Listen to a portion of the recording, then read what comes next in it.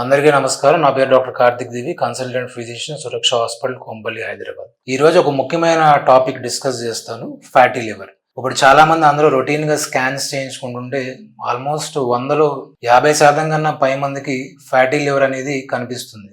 ఈ fatty liver అనేది ఏంటంటే మన లివర్ మీద కొవ్వు పెరిగిపోవడం వల్ల. లివర్ మీద కొవ్వు ఎందుకు పెరిగిపోతుంది అంటే దానికి చాలా కారణాలు ఉంటాయి. ముఖ్యమైన కారణం అధిక బరువు. మీరు ఒబేసిటీ, బాడీ మాస్ ఇండెక్స్ అనేది 25 కన్నా ఎక్కువ ఉండి అది 30 కన్నా దాటితే మాత్రం కంపల్సరీ ఫ్యాటీ లివర్ అనేది వచ్చే ఛాన్స్ ఎక్కువ ఉంటుంది. ఒబేసిటీ ఒకటి మెయిన్ కారణం. అది కాకుండా డయాబెటీస్, మీకు దీర్ఘకాలికంగా షుగర్ ఉన్నా కూడా ఫ్యాటీ లివర్ వస్తుంది.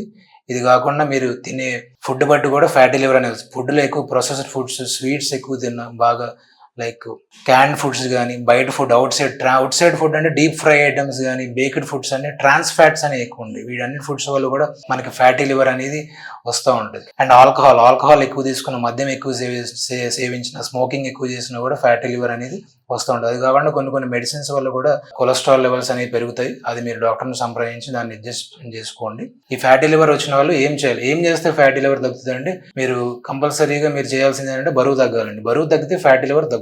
బరువు తగ్గాలంటే ఏం చేయాలి డాక్టర్ గారు అంటే మీరు తినే ఫుడ్ లో సగం మీద తగ్గించుకోవాలి.